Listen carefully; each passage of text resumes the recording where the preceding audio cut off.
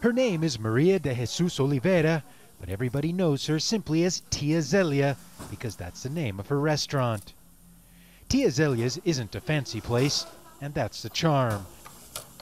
Just simple and affordable homemade meals served up family style.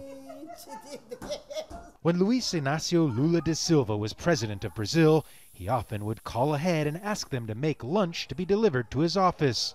The food, he would tell people, reminded him of his mother's cooking. The first dish I cooked for him was rabada, a traditional dish from northern Brazil made with rice and black beans. He really liked it and we became friends. Lula governed the country from 2003 to 2010 when times were good and is still revered by millions in the working class. World Cup 2014 to the country, Brazil. He also led Brazil's ascent to more global recognition. But lately, there's been little to cheer about. The country is facing its worst recession in decades, and his successor was impeached. That's led Da Silva to suggest he plans to run for president again in elections next year. And he could win. While his popularity is nowhere near what it used to be when he left office, a recent poll showed him leading all likely presidential candidates.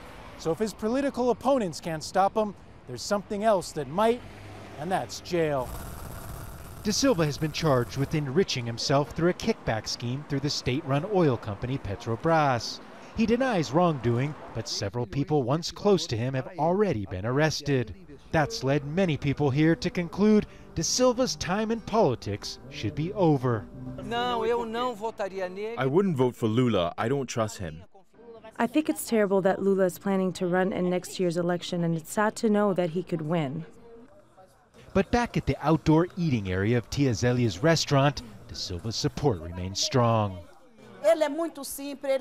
He is very kind, humble, and human. He was the president of the poor. I am waiting for him, and I know he is returning. That's what his supporters hope for, that he's back behind the president's desk and not behind bars.